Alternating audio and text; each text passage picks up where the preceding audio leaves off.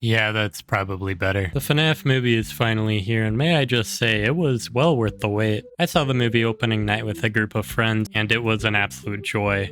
I had a smile on my face for the entire run of the movie.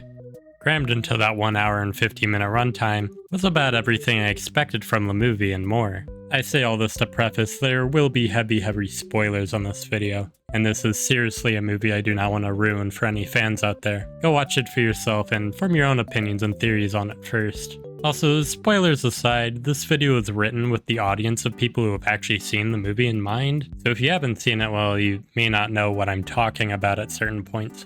That aside, while I was primarily in fan mode when watching the movie, a small part of my brain was running in theorist mode, taking in the little details of the film to try to predict the overarching narrative. And especially after having a chance to watch the movie a second time, I can definitively say I think I've been able to crack the code on what's to come for this movie series, particularly with the Schmidt family. So strap in folks, as this is going to be more of a wild one. Honestly, it may be better to call this a hypothesis than a theory video, as there isn't a heaping ton of evidence right now, but I mean, who's going to click on a video that claims to be a FNAF hypothesis? I should also mention I won't be showing any clips from the movie in this video, mostly because I'm afraid of getting copyright striked, so you guys are going to have to be content with still images and relevant gameplay clips. Anyways, onto the theory.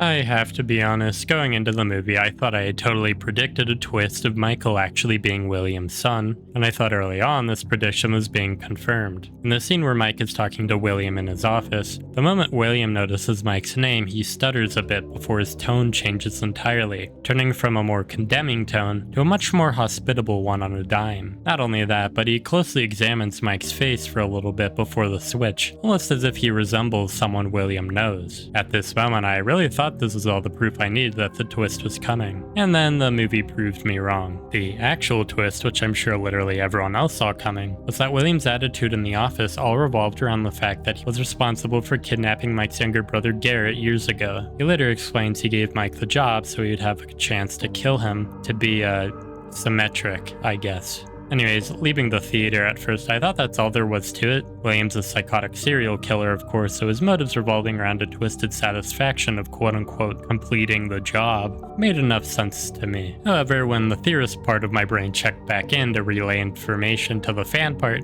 the cogs started turning. We don't really know where this movie takes place. However, one place it's made clear it doesn't take place is the state of Nebraska, with Mike's poster choice being questioned early on in the movie. Nebraska, of course, was the location Garrett was kidnapped, and having the poster help Mike revisit the memory. So my fellow Snurfs, isn't it a bit suspicious that Mike and William seem to be from the same general area? When Mike was on vacation with his family, William just so happened to be there too? I mean, it isn't totally implausible they were just coincidentally at the same place at the same time. But I have an itch that something more sinister was at play here. Garrett wasn't just another random victim of William's. He was someone William was actively seeking out and waiting to strike at. I don't want to cite this as evidence because it's more so headcanon than anything, but with the idea in mind that William may have known the Schmidts in some way and deliberately targeted Garrett, it did also make me think it's strange that William recognized Mike's name and face from Garrett to begin with. I mean, it isn't totally out of the question that William got to know his victims before killing them. I mean, plenty of serial killers over time have been known to do that. However, I can't deny that with this new perspective, I am suspicious of the fact that William would remember Garrett's resemblance and name, especially with him killing at least 5 other children while an active serial killer. With how he talks about the kids later in the movie, it very strongly struck me as if he didn't care about who they were, just that they were children he had the pleasure of killing. But again, we have no evidence this is the case, so I'm not going to cite it in support of my theory. I just wanted to call this idea out because it's been bugging me. That all aside, let me elaborate on my idea that William and the Schmidts camping in Nebraska at the same time wasn't merely a coincidence. Specifically, I wanted to mention what I think is actually going on in William's head during the scene in his office. Saying Mike's last name and taking a closer look at his face isn't a means to associate him directly with Garrett. I propose he's actually trying to relate Mike to his father, who I predict is the movie's stand-in for Henry. Again, it isn't out of the question that William wanting to kill Mike was an urge born from a twisted form of completion anxiety, but the amount of work William puts in to make sure it's done right leads me to believe that there's something deeper going on here. For whatever reason, William has a vendetta towards the Schmidt family, first interrupting their family vacation with tragedy, before being unable to control himself and getting the other Schmidt child decades later. To the dismay of many of you, I'm going to use the P word here, but I feel if there really is beef between the Schmidts and William, this would strongly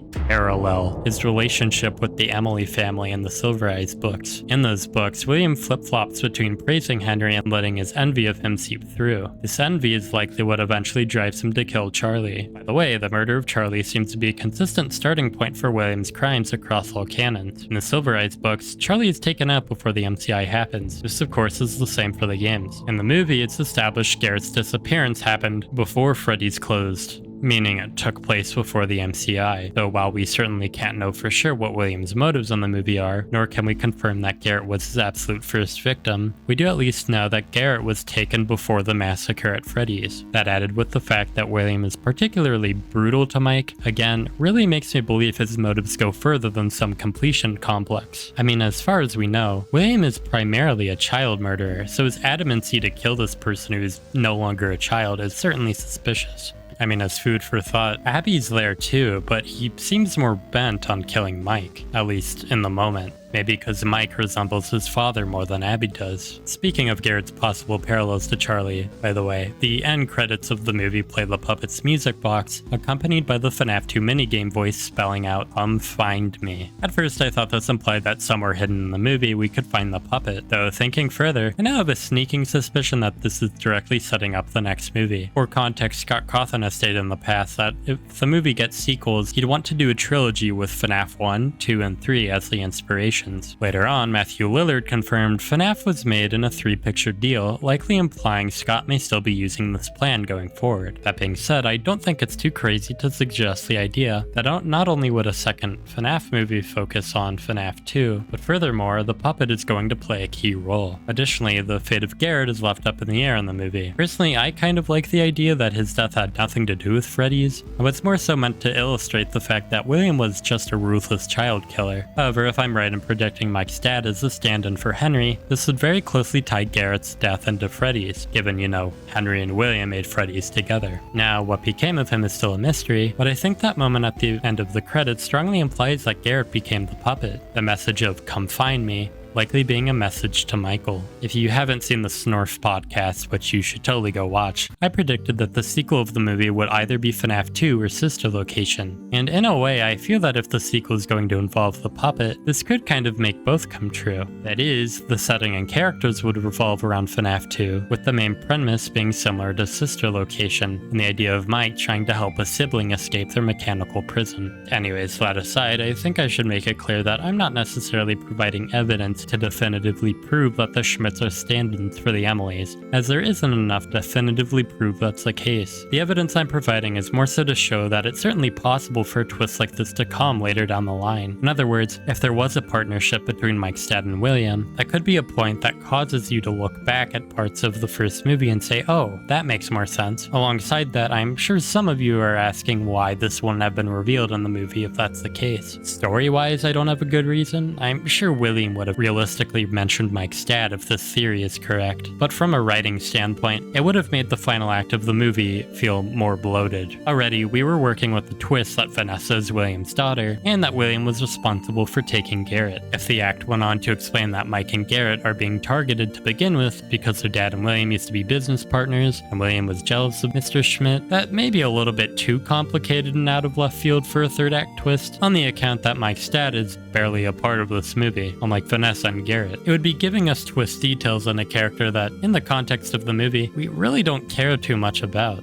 Anyways, that covered, there are a couple more things I'd like to mention. First off, no, I don't think the technician on the training tape looking like Mike's dad means anything. At the very most, it would show that Mike's dad worked at Fazbear. By itself, it wouldn't prove he was Henry's parallel or anything. Furthermore, the actor simply isn't him from what I can tell. Funnily enough, it's actually someone from the Jim Henson workshop who helped build the animatronics in real life, which is a fun reference. That aside, there is one more interesting connection I wanted to make. Bear's Springlock suit in the movie, which was the same suit the animatronics tried to kill Abby with, is specifically the character of Ella from the books. The reason why this is interesting is, in the Silver Eyes, Ella was one of many robots made as a recreation of Charlie, who was of course Henry's daughter. It doesn't go any deeper than that though, it was just an interesting connection I made. So anyways, my theory overall, or I guess hypothesis would be the better word, is that the Schmidt family in the movies plays the same role as the Emilys from elsewhere in the series. Mike's dad worked alongside William, which is why Afton specifically targeted Garrett and later Mike.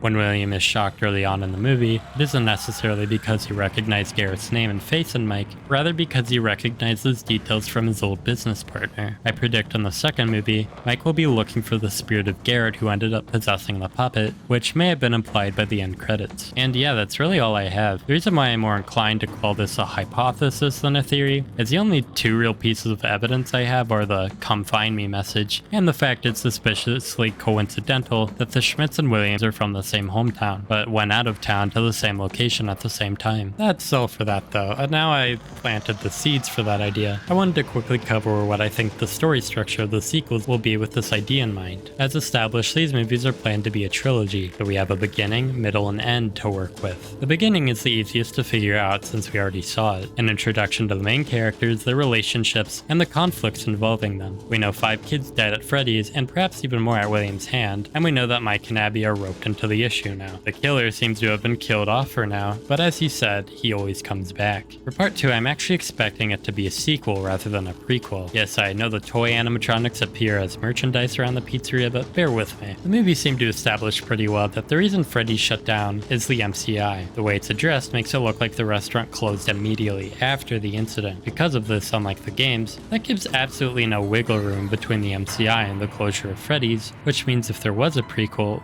what would the plot be? There wouldn't be any ghosts around, and adding more deaths retroactively would just feel weird, especially since so much attention was brought to the MCI in the movie. For another one of those to just be swept under the rug wouldn't make a whole lot of sense. I think in general, the FNAF 2 movie will focus on the themes similar to what we see in Security Breach, where even though the restaurant chain has been closed for years, someone decides to revitalize the company, only leading to more tragedy. Perhaps the person who revitalizes the company is Mike's dad. Taking the security job immediately to make sure nobody gets hurt at Freddy's again, Mike dives into the depths of the company to find out who brought it back and what their intentions are. I feel through this, the movie's main plot would involve the Schmidt family being reunited, Mike and his father being able to bond again once the dad learns that William was responsible for Garrett's death, and the two of them work to find the puppet to hopefully set Garrett free. I think in this movie, William Afton may take on a more active yet still relatively unseen role. Perhaps part of the story is Mike becomes convinced a copycat killer has infiltrated the new Freddy's, only to find out it was all William, who has now possessed the old Spring Bonnie suit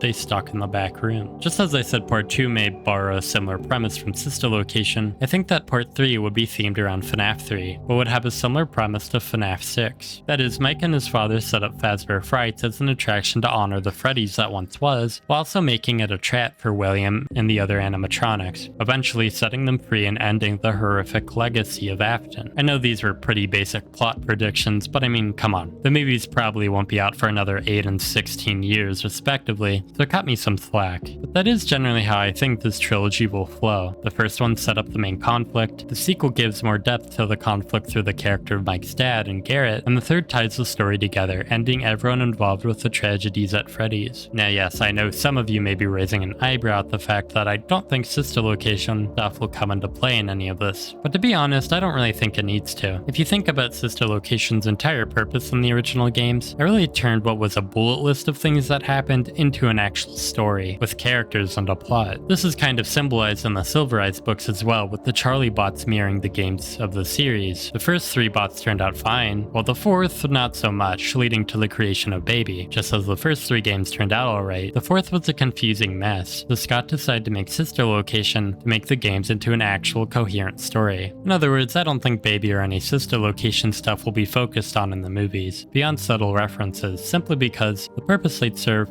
has already been taken. The movies are being made with a complete story in mind. But that concludes my rambling about the movies. I'm curious to know what you all think of the movie and where you think it's going to go from here. Please let me know in the comments, and check out the Snorf podcast while you're at it. Next week, Olivia and I should be sharing our complete thoughts on the new movie, so stick around for that. That aside, I'll see you all next time.